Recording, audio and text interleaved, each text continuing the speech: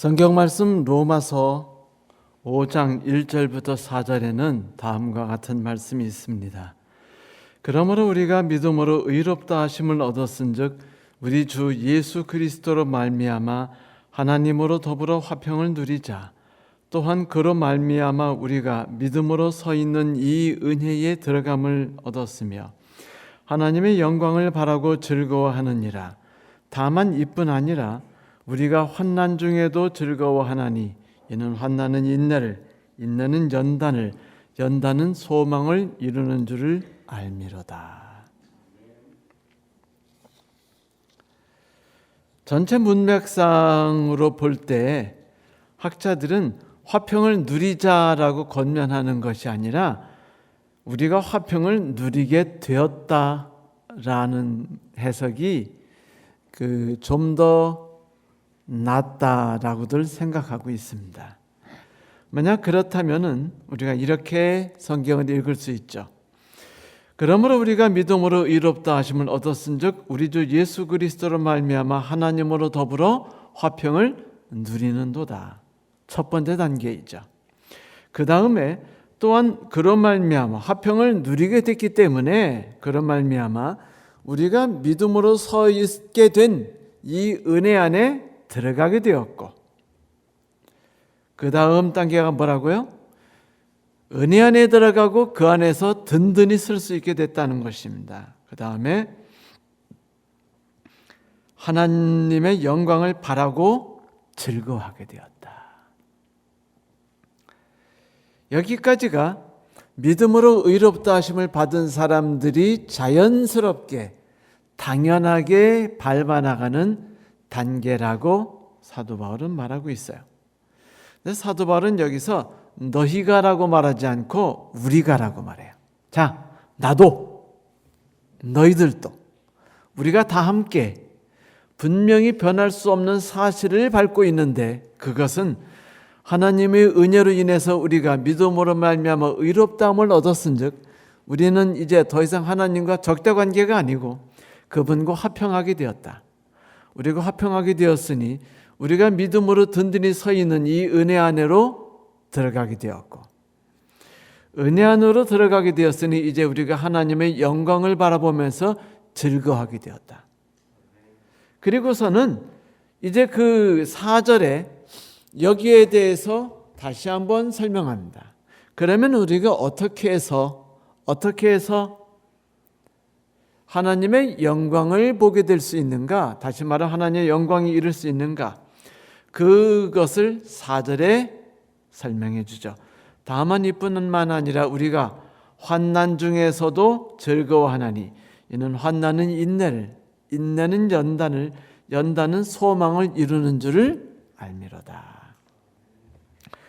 여러분, 우리가 그리스도인으로서 구원을 받았다고 확신하면서도 하나님의 구원을 이렇게 확신하지 못할 때가 많죠. 그렇죠? 마치 목자를 드디어 만났어요, 양떼들이. 그래서 너무 행복했는데 목자하고 같이 가면서 무슨 생각하고 살아가는 거예요? 나는 목자가 없어. 그래서 난 항상 외롭고 힘들게 이 길을 가고 있어. 앞날이 어떻게 될지 전혀 알 수 없어. 나는 양으로 태어나지 않고 염소로 태어났으면 얼마나 행복했을까?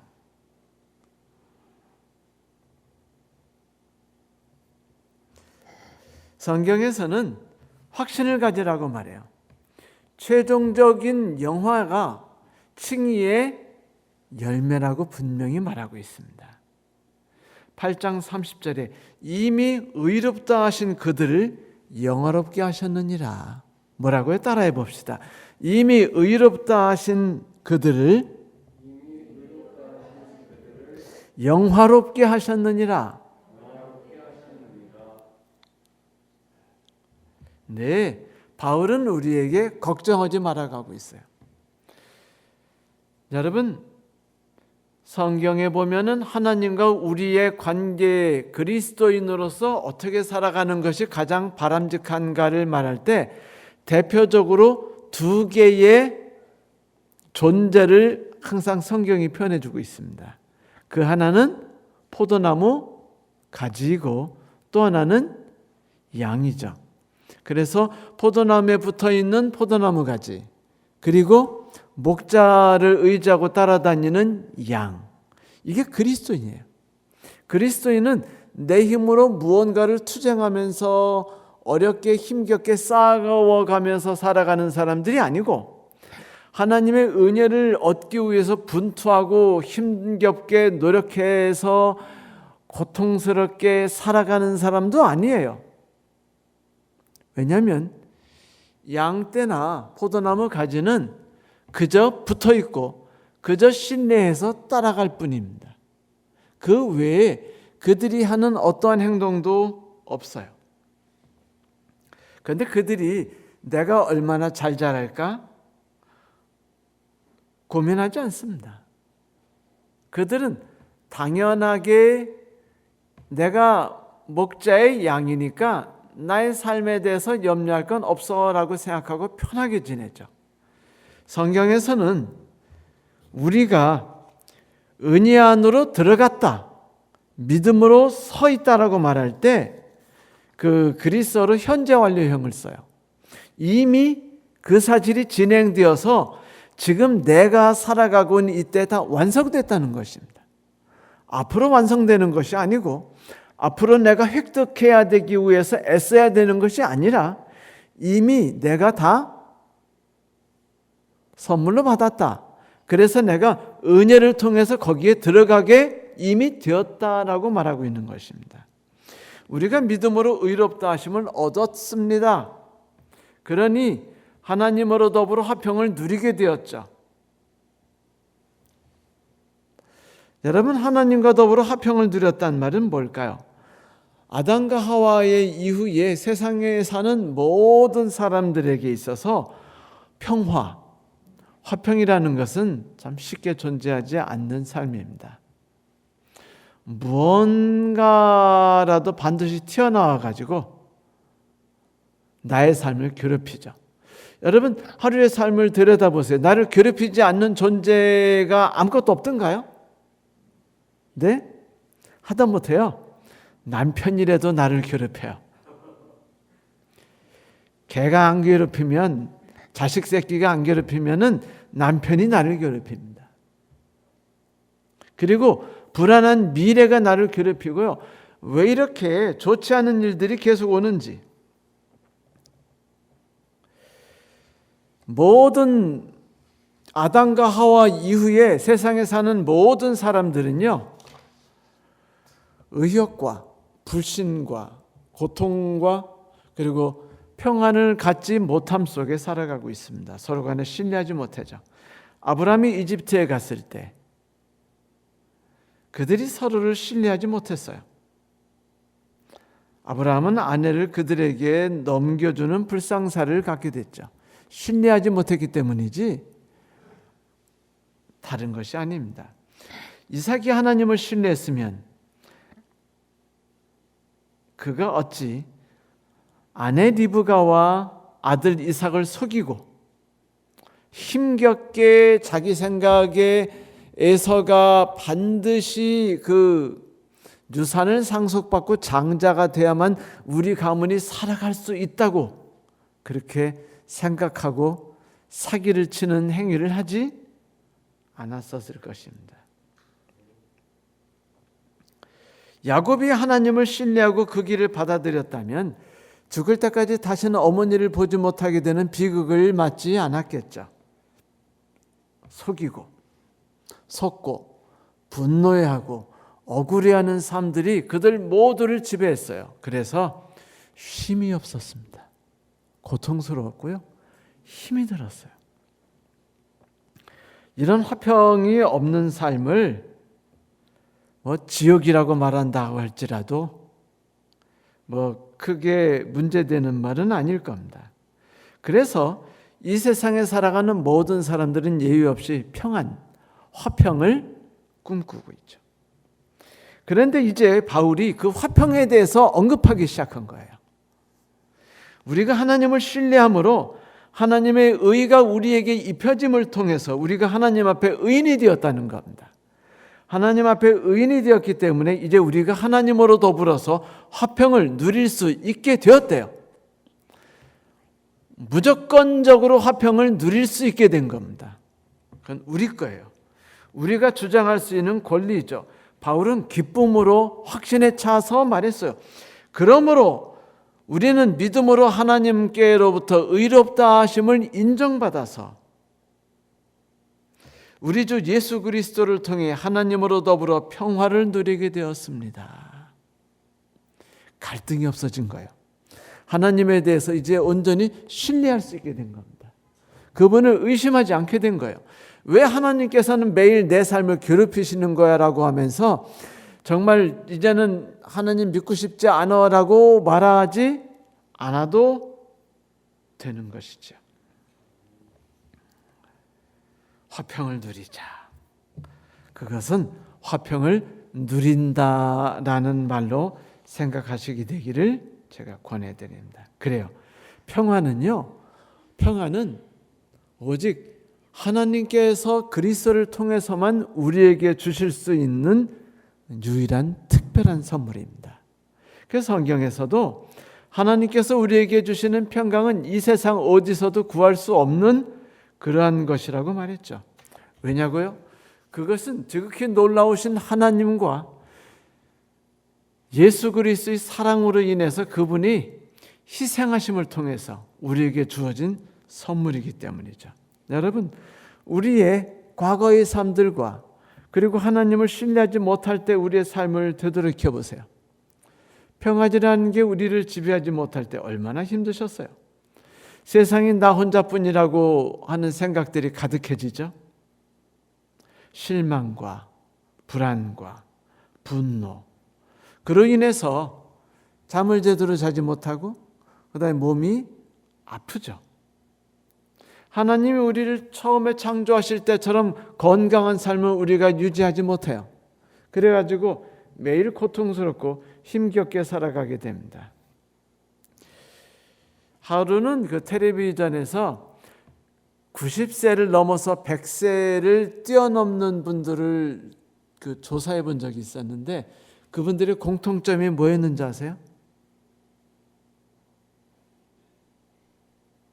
염증 수치가 거의 없다라는 것이었습니다. 그러니까 염증 수치가 없는 분들은 돌아가 100세가 넘어서도 아프지도 않아요. 저는 요즘에 이거 종이로만 베더라도 상처가 막 일주일씩 가거든요. 안 나서요. 어떤 경우도 상처들이 절대로 낫지 않고 일주일씩 갑니다. 그런데 그런 할머니나 할아버님은요, 뭐 베봤자 그냥 깨끗하게 손신숙하게 나서요. 100세가 되더라도 빨리 낫습니다. 왜냐하면 염증 수치가 적기 때문이죠. 그래서 몸의 모든 체내의 모든 그 기관들이 잘 활동하기 때문입니다. 하나님과 대적 상태가 아니에요. 하나님의 뜻 안에서 모든 것이 조화롭게 움직여지는 상태입니다. 그것을 성경에서는 평안에 이른 상태라고 말하고 하나님과 화평에 이른 단계라고 말하죠. 그런데 이렇게 화평에 이르게 된 사람들은요, 반드시 그들이 누리는 것이 있는데 그것이 뭐냐면 소망에 대해서 부끄러워하지 않는 것이에요. 미래에 다가올 하나님의 영광을 바라보는 것입니다. 하나님의 영광을 바라볼 수 있는 존재는 여러분, 모세가 하나님을 맨눈으로 볼 수 있었나요? 아니요. 엘리야는요, 보지 못했습니다. 그들이 하나님을 뵀을지라도 직접 뵙지는 못했어요. 그런데 우리가 하나님의 영광을 직접 볼 수 있다라고 말하는 건 무슨 뜻일까요? 우리가 무조건 하나님과 같이 영광의 몸으로 변해서 하늘에 올라가게 됐다는 것입니다.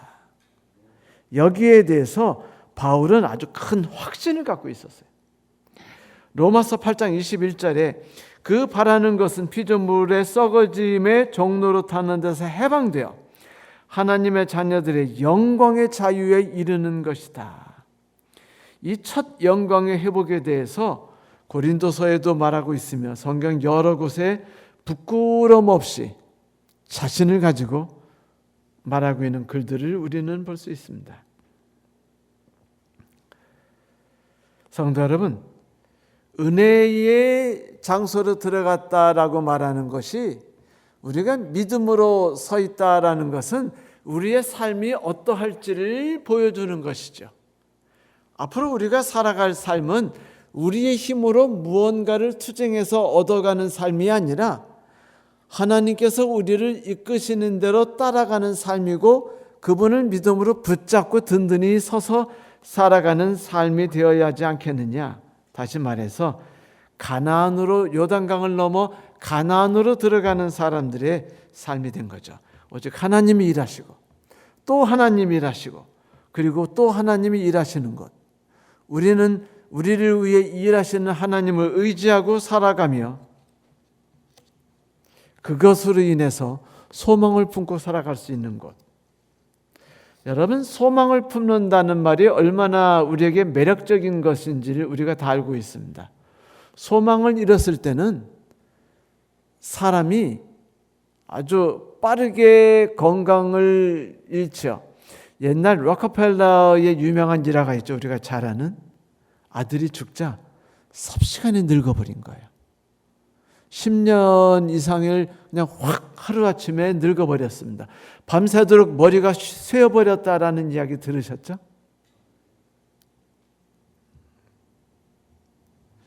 희망이 없으면 오늘의 삶에 대해서 긍정적이지 못해요. 적극적으로 오늘 삶을 마주 대할 수 없죠. 뉴 잉글랜드의 어느 계곡에 수력발전소가 서게 있었습니다.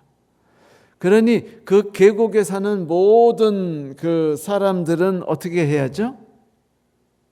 이사를 가게 됐습니다. 그 동네가 계곡 가운데 있었기 때문에 아주 아름다웠어요. 거기다가 부자들이 많이 사는 동네였기 때문에 길도 아름다웠고 공원도 아름다웠고 그 집들이 다 삐까번쩍 품위가 있고 멋있었습니다. 그런데 공사가 진행되는 동안에 이제 사람들이 슬슬 이사갈 준비를 하게 되면 거기 살고 있었지만 이사갈 장소들을 구하고 거기에 대한 계획들을 세우니까 오늘 이곳에 대한 뭐가 없어요? 집착이 없는 겁니다. 자, 집에 그 하수구가 자꾸 막히기 시작해요. 그 다음에 벽에 페인트가 벗겨지기 시작합니다. 바퀴벌레가 쉬지 않고 튀어나오기 시작해요. 어떻게 행동하게 되죠? 뭐기까지 가. 어차피 떠날 건데. 그러다 보니까 집들이요 아주 보기 싫어졌습니다. 길거리가 아주 보기 싫어졌어요. 모든 게 황폐해졌고 낡아졌으며 쓰레기가 많아졌고 보기 싫어지기 시작했습니다. 왜? 왜 그렇게 됐죠? 그 아름답던 동네가 희망을 잃었기 때문입니다. 이 땅에 대해서 더 이상 기대할 것이 없었기 때문이었어요. 그러니까 미래에 대한 희망이 없다는 것이 오늘 우리 삶에 얼마나 큰 영향을 끼치는가를 잘 보여주는 이야기이죠. 여러분, 하나님께서 의롭다라고 선고하신 모든 그리스도인들은 다 예외 없이 소망 안에서 기뻐한다라고 말했어요. 우리는 이라고 말했어요. 예외가 없어요. 절대적으로 모두. 그래서 이제 우리는 하나님의 영광에 참여할 소망을 품고 기뻐하고 있습니다.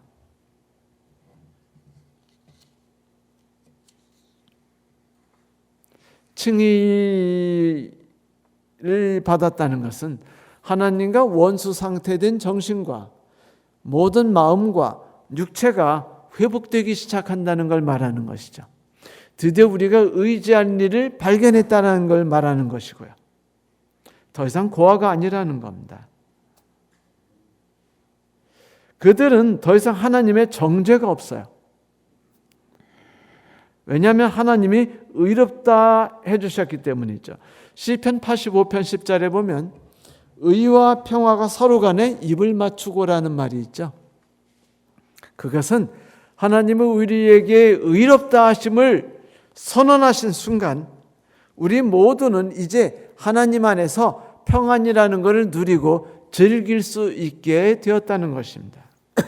그런데 정작 그리스도인으로 살아보니까 여러분 물리고 싶은 생각이 가끔 안 드세요? 그리스도인이 되기 전과 그리스도인 된 뒤를 따져보면은 그리스도인이 되기 전이 훨씬 사람들하고도 잘 어울렸고 고통스러운 일도 덜 찾아왔었고 어려운 일도 적지 않았었던가요? 그래요, 안 그래요? 너무 분통 터지고 너무 힘겹고 너무 어렵고 너무 고되고 너무 힘든 삶이 그리스도인이 되고 나서 오히려 더 많아졌다는 생각을 하지 않으십니까? 실제 대부분이 그래요. 물리고 싶대요. 그리스도인이 된 것을 포기하고 싶답니다. 그리스도인이 되어서 좋아진 게 없다고 자꾸 생각하는 분들이 의외로 되게 많으셔요. 왜 그럴까요?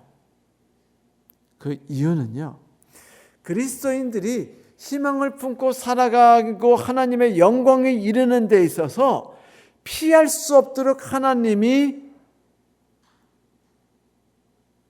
그들에게 주신 특별한 삶이 있어요. 그게 뭐죠? 시련입니다. 고통이죠. 고난입니다. 여러분, 어려운 일들이 없고 가족 간에 갈등이 없이 살아가면 행복해요, 안 행복해요? 그러면 하룻밤도 잘 자고 행복하지 않습니까? 좀 남편이 내 말 잘 들었으면 좋겠고 자식들이 내 말 잘 들었으면 좋겠고 우리 집에 개자식이 강아지가 내 말 잘 들었으면 좋겠고, 그죠? 그런데 그것들이 하나같이 내 말 내 뜻대로 내 꿈대로 돼요, 안 돼요? 아무것도 안 돼요. 왜? 내가 그리스도인이 된 순간에 하나님의 영광에 이르기 위해서 우리가 딛고 가야 되는 모든 길은요, 고난과 시련으로 만들어졌기 때문입니다. 가장 피하고 싶은 게 고난과 시련이에요. 그리스도인으로서. 갑자기 남편이 아파도 고통스럽고요. 갑자기 시어머니가 큰 집의 재산을 다 주고 나한테 안 주는 것도 고통스럽고요. 형이 내 재산 뺏어가는 것도 고통스러운 거예요. 그렇지 않습니까? 아들이 내 말 안 듣고 담배 피고 술 마시고 딴짓하는 것도 고통스럽고요. 그 다음에 아들이 시험 치면 자꾸 그냥 계속해서 자격증 시험 떨어지고 취업 안 되는 것도 고통스러워요. 선보면 다 깨지고 차이는 것도 고통스러운 겁니다. 근데 다 안 돼요, 잘. 왜?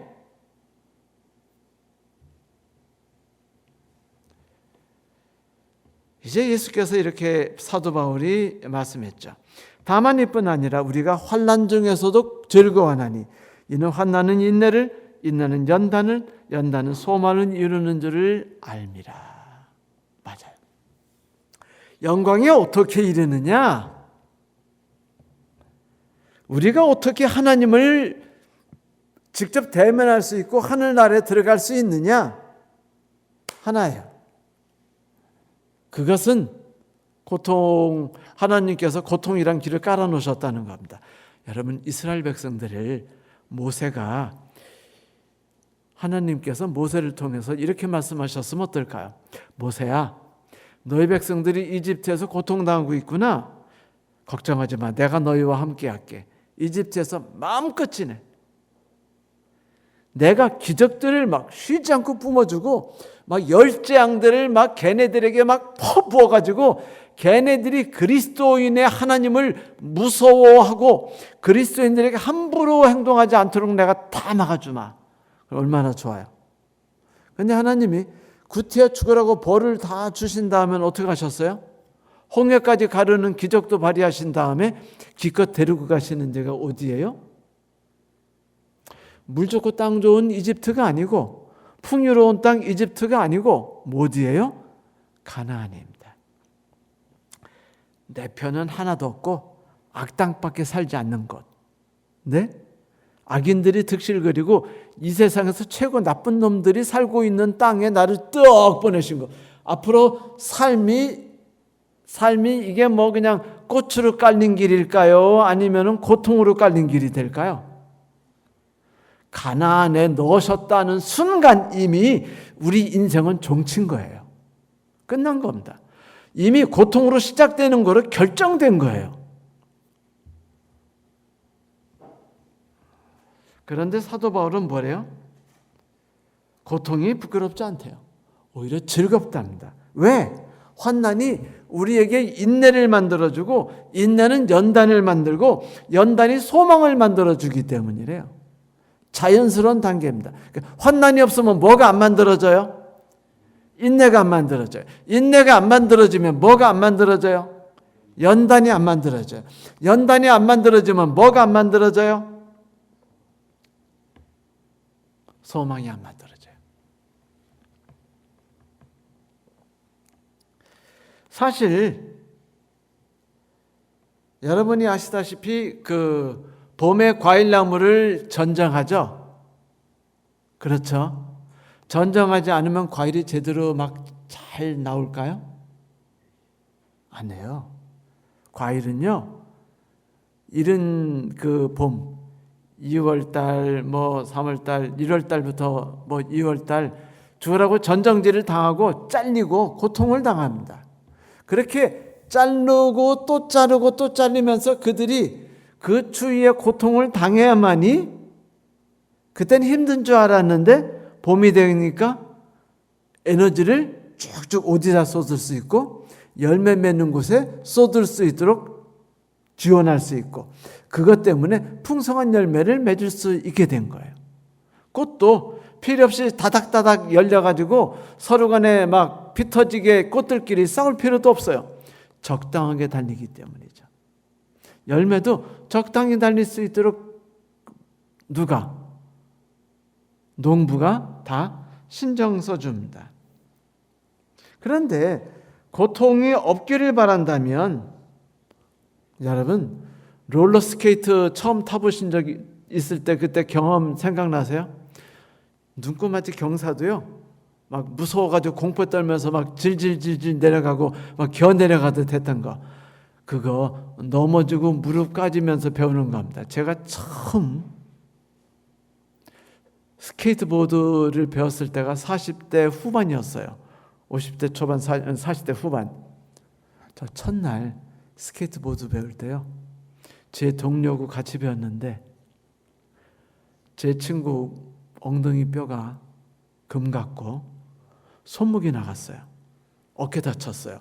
저 손목 나갔고 그리고 엉덩이 뼈 크게 다쳤습니다. 그렇게 넘어지니까 뭘 안 좋아하세요? 넘어지는 법을 배웠어요. 그리고 안 넘어지려고 막 바둥거리지 않는 법을 배웠어요. 그래가지고 그 뒤부터는 보드 타기가 쉽더라고요. 크게 고통당하지 않은 채. 그런데 롤러스케이트 타는 법이 고통스럽다고 롤러스케이트를 안 배우는 건 어때요?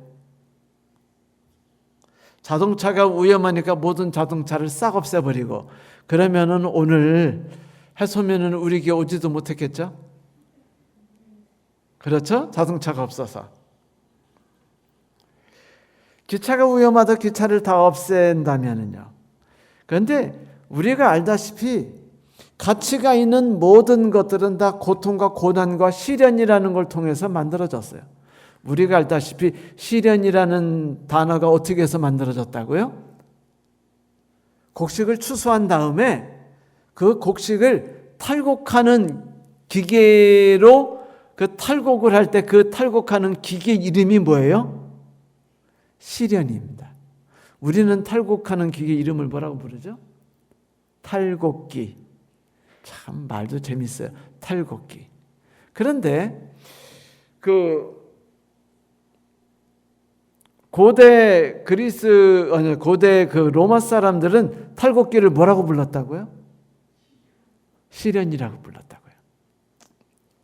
그러니까 그들은 시련에 대한 정확한 뜻을 알고 있었어요. 그래서 곡식을 알곡을 그 뭐에서 벼에서 꺼내가지고 먹기 위해서는 뭐가 필요하다? 시련이 필요하다. 누구에게? 곡식에게. 여러분 벼 있는 채로 밥을 하거나 벼가 들어간 채로 밥 해본 적이 있었는지 모르지만은 익힐 때 벼가 들어갔잖아요. 그거 씹으면은요 기분 되게 나빠요. 먹지도 못하지만 벗겨져야 맛있는 겁니다. 많이 벗길수록, 참고로 많이 벗길수록 맛있어요. 조금 벗기면 현미, 많이 벗기면 백미. 벗길수록 맛있어집니다. 신기하게, 그렇죠? 네? 제가 요즘에 목사지만, 안식일교회 목사지만 요즘에 결심한 게 있는데 뭐냐면 이제 현미는 그만 먹자. 백미를 먹고 대신에 가게에서 현미눈을 사가지고 현미눈 한 숟갈을 먹자, 차라리. 그리고 맛있게 백미를 먹자.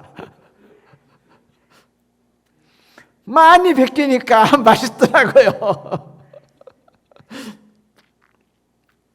그런데 칼도 많이 두들기가 좋은 칼 되고요. 과일나무도 잘 제대로 많이 전정돼야 좋은 게 되고요. 금도 뜨거운 용광로에서 뜨겁게 끓어야 멋진 금이 나오는 거고요. 다 그런 거예요. 고려청자도 그냥 나오는 게 아닙니다. 너무 고통스러우니까 뜨거운 데는 들어가기 싫어요. 좀 서늘한 데서 나를 익히면 안 돼요 라고 말한다면 도공이 그래? 사실 내가 생각해도 너무 힘들지? 뜨거운 게 너무 고통스럽지? 그래, 좀 네 남편이 좀 회개하고 정신 차려가지고 내 말 잘 듣고 좀 가족을 위해서 신경 쓰고 살아가면 얼마나 좋을까? 그렇게 해줄까? 라고 하나님이 말씀하시면 여러분 막 아멘 할렐루야라고 말하겠죠? 그런데 그 순간에 내가 뭐가 될 수 없는 거예요? 내가요 유약도 발라놓고 지금 어디다 나를 놓은 겁니까? 가마에다가 넣지 않고 가마 옆에다가 내놓은 거예요. 고통이 싫으니까. 그래가지고 100년이 지나도 뭐가 만들어지지 않아요? 단단한 고려청자가 안 돼요. 고려청자만 안 될 뿐 아니라 단단한가요? 약한가요? 약해요. 멋있지도 않고 약하고 써먹지도 못하는 기구가 되는 겁니다. 그러니까 남편이 정말로 마음에 안 들거든. 하나님, 저누마가 나에게 있어서 시련이군요. 내가 드디어 알곡이 될 수 있도록 저누마하고 자꾸 부딪혀가지고 내가 벗겨지게 됐으니 감사합니다. 저누마가 뜨거운 불이 돼가지고 내가 맨날 속이 빨갛게 타가지고 이렇게 막 뜨겁게 되니까 감사합니다.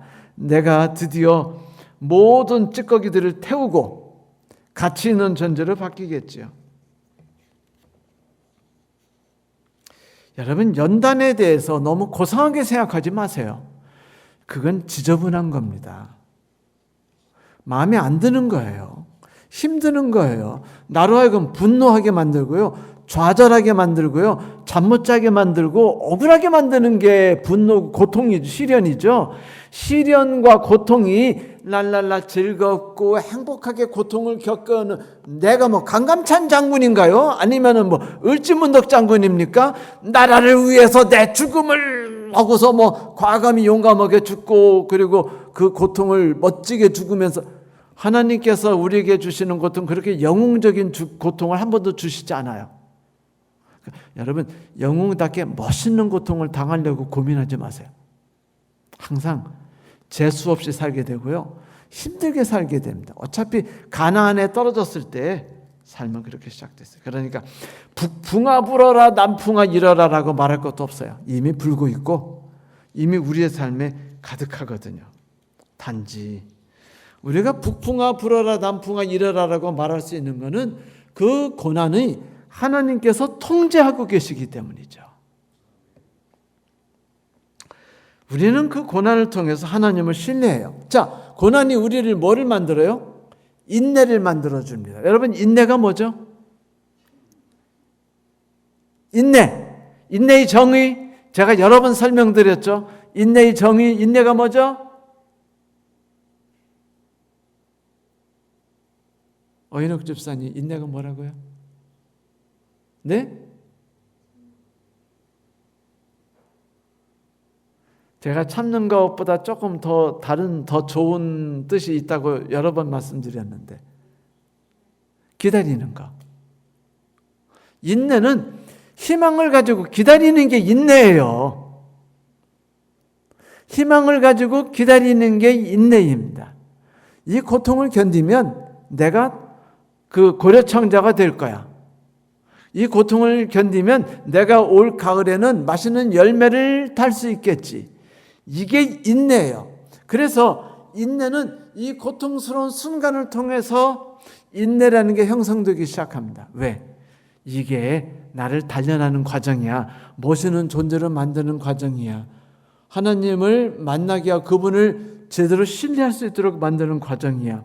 그분이 나를 이끌고 계시는 것을 경험할 수 있도록 해주시는 과정이야. 그러니 이 삶이 닥칠 때마다 나는 나를 이끄시는 하나님을 바라봐야지. 그분이 지금 이것을 통해서 나를 이끌고 계시는 거야. 야, 조금만 지나봐. 내가 어떻게 만들어질까? 어떤 모습이 될까? 기대되지 않나요? 이런 삶이 바로 인내라고 말하는 것입니다. 무엇으로 만들어질지는 아무도 몰라요. 그러나 분명한 건 사람들은 인내를 견디기 힘들어요. 참는 게 싫거든요. 내가 뭔가 저지르고 내가 해결하는 게 좋아요. 정확히 말하면 내가 해결하는 게 아니고 그놈이 정신 차렸으면 좋겠고 그것이 회개했으면 좋겠는 거죠. 그렇죠? 네, 그렇게 하면 모든 삶이 더 나아진 삶으로 바뀔 거라고 믿고 있어요. 우리는. 하지만 절대로 안 바뀝니다. 그것과 그놈이 바뀔 거라는 것은요, 꿈을 꾸지 마세요. 그건 애초에 하나님이 그렇게 허락을 하지 않으셔요.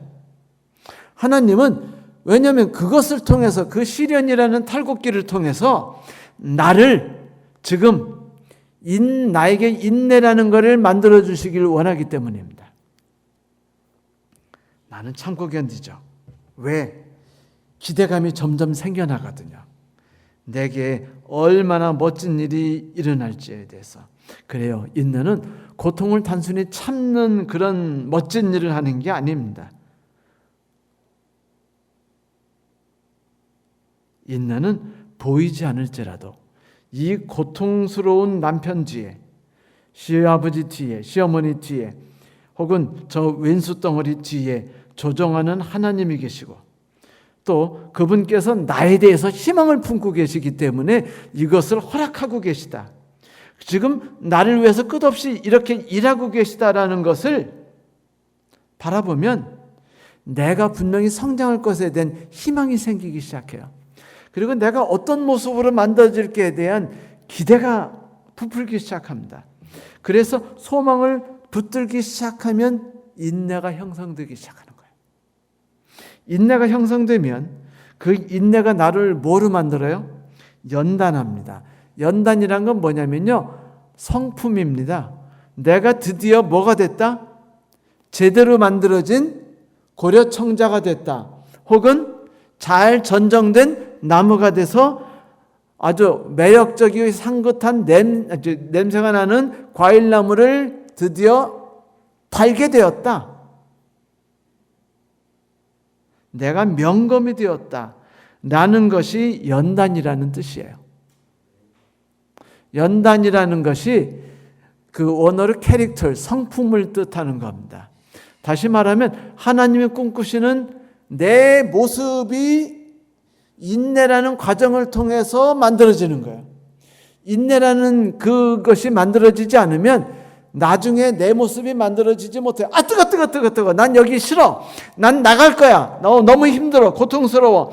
왜 그리스도인이 되니까 이런 일이 내게 닥쳐야 돼? 그리스도인이 되기 전에는 얼마나 좋았는데? 라고 피하려 한다면 피할 수는 있겠죠. 하지만 그 마음에는 뭐가 없어요? 신뢰심이 없어요. 인내심은 신뢰심 속에서 만들어지거든요. 신뢰심이 없으니까 뭐가 없어요? 만들어지는 매력적인 고려청자, 다시 말하면 완성된 아브라함, 완성된 이삭, 완성된 야곱이 없는 겁니다. 여러분, 아브라함과 이삭과 야곱의 삶이 뭐로 점철되었죠? 고통으로 점철되었어요.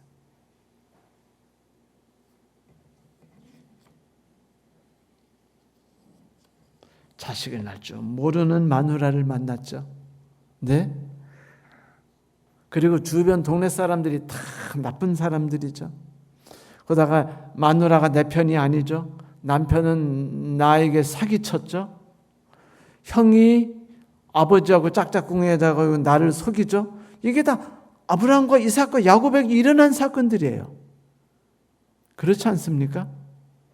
그러나 이런 사건 속에서 그들이 그 사건 속에 쓰러지기도 했지만 결국은 이렇게 쓰러지다 보면 영원히 내가 뭐가 되지 못한다는 걸 알아요. 인내라는 마음, 다시 하나님을 의지하고 희망을 가지고 기대감을 품는 마음이 내게서 영원히 사라진다는 걸 알아요. 내 힘으로 자꾸 모든 걸 해결하려고 하는 순간에, 환경을 바꾸려고 하는 순간에 결국은 어떤 것도 내가 만들어낼 수 없다는 걸 깨닫죠. 나는 명검이 되지 못한 채 사그러지거나 부서져 버리는 그런 그릇이 될 뿐입니다. 그런 칼이 되고요. 고난은 영광을 획득하는 멋진 도구입니다. 여러분, 조정하신 하나님이 계시다는 것, 그 소망을 붙잡고 기다리는 것, 그것이 인내라는 사실을 잊지 않으시게 되기를 바랍니다. 강남구청을 따라서 이제 한강 쪽으로 이렇게 내려가다 보면은 유기점이 있어요. 유기점 아시죠? 유기점.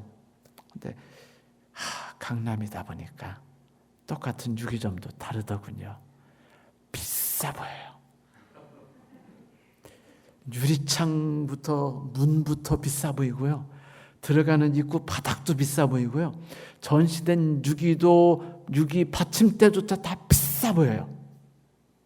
그런데 그것들을 막 제가 정신없이 지나가는데 40% 할인한다는 말에 막 꽉 해가지고요. 40% 할인하고 이제 들어갔습니다. 여러분, 그 들어가서 이렇게 그릇 하나 딱 찍고 봤더니요. 최고 싼 게 얼마인 줄 아세요? 서장로님, 최고 싼 게 얼마였는 줄 아세요? 40% 할인해서 30만 원. 수저가 보통 막 100만 원씩 가고요. 그냥 녹그릇 하나가 몇백만 원씩 가요.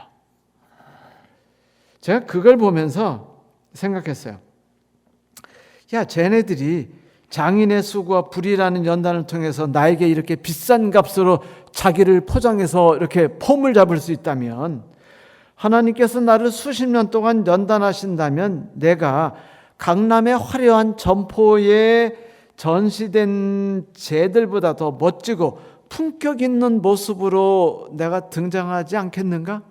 그렇다면 지금 내가 오늘을 살아갈 때 어떻게 살아가야겠는가? 다시 여러분, 처음으로 돌아갑시다. 소망이 없이 댐이 건설되는 동안에 2주를 기다리면서 그것에 대한 희망을 잃어버렸던 마을이 어떻게 됐다고요? 황폐하게 되었다. 하나님을 신뢰하시기 바랍니다. 그리고 인내하세요. 인내는 희망이 들어 있습니다. 인내에는 신뢰가 들어 있어요. 그리고 인내에는 이 시간을 지혜롭게 견딜 수 있는 삶이 들어 있어요. 왜냐고요? 매 순간 그리스도를 의지할 줄 알거든요. 매 순간 힘든 순간에 무릎을 꿇고 그리스도의 손을 붙잡으려 하고 그분의 발치 아래 엎드릴 줄 알거든요. 그래서 그분의 나의 모든 삶을 지배하도록 할 수 있기 때문입니다. 희망이라는 건 매우 중요한 거예요. 이 인내라는 것이 없으면 우리 그리스도인의 오늘은 존재할 수 없고 그리스도인의 오늘에 존재할 수 없기 때문에 그리스도인의 내일도 존재할 수 없는 겁니다. 제가 알고 있는 한 지인이 있는데 이분이 공장에 있을 때 큰 화재를 만나가지고 전신이 기름이 덮이면서 불에 심하게 고통을 입게 됐어요. 불에 의해서. 몇 번을 수술했는지 모릅니다. 정말 쉴 새 없이 수술했어요. 엉덩이 살때 가지고 얼굴에 붙이고 막 손에 붙이고 막 하는 계속 끊임없이 이런 수술을 했습니다. 그런데 그래도요 너무 보기 힘들었어요. 진짜 제가 눈으로 보기가 쉽지 않았었습니다. 그런데 또 수술하고 또 수술하고 또 수술하는데 수술하는 과정이 결코 쉽지 않아요. 여러분 엉덩이 살을 잘하면 잘하자마자 잘라가지고 또 그걸 붙인다고 상상해 보세요. 쉽지 않은 일입니다. 그런데 그분이 그 모든 것을 오랜 기간을 통해 다 겪어냈어요. 지금은 약간의 그런 흉들이 있지만 멋지게 보입니다. 밝은 얼굴과 건강한 모습을 갖고 있어요. 그때 수십 년 전에 제가 물었었어요. 어떻게 견뎌냈나 했더니 내가 그 수술 하나하나를 견딜 수 있었던 것은 이거를 겪고 나면 내가 좀 더 나은 사람이 될 거라는 희망을 붙잡았었대요.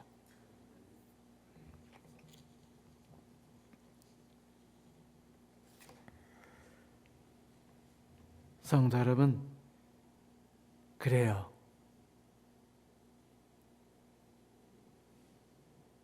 시련은 연단을 낳고 연단은 제대로 완성된 한 존재를 낳고 그 존재가 되어가는 우리는 무엇을 꿈꾼다? 하늘에서 완성된 나 자신을 하나님 앞에 보여주고 세상 사람들 앞에 보여줄 수 있는 희망을 갖게 된다. 아멘이 아닙니까? 멋진 것이 아닌가요? 그래서 고난이란 것은요 필수예요. 우리가 죽을 때까지 결국 고난이 없을 수 없다는 사실을 잊지 마십시오. 이제 바울의 이야기를 하면서 오늘 얘기를 마칠게요. 여러분 바울이 우리가 잘 알다시피 아주 전망 있는 멋진 집 같은 사람이었어요. 가말리엘의 그 제자였었고요. 머리 좋았고 그리고 주변 연줄도 좋아가지고요. 그냥 앞길이 탄탄한 사람이었어요. 똑같이 공부하더라도 줄 잘못하면은요 교수 못 되고 줄 잘 타면 교수 되는 거 아세요? 다 줄이에요 세상은. 그런데 바울은 완벽했어요. 그런데 전도도 잘했어요. 예수님 믿는 사람 죽이러 다니다가 그 예수를 만난 다음에 그거 완전히 회개했죠. 회개한 다음에 막 신났어요. 막 전도를 하면 막 수없이 회개하고 막 다 들고 일어나 막 부자들도 가난한 사람들도 한 도시가 막 바뀌기 시작하고 그래가지고 예루살렘 들어가면 사람들이 박수를 치고 바울밖에 없다. 저렇게 훌륭한 분이 우리 교회에 있으니 우리 교회가 살아날 거다. 라고 희망을 가졌어요.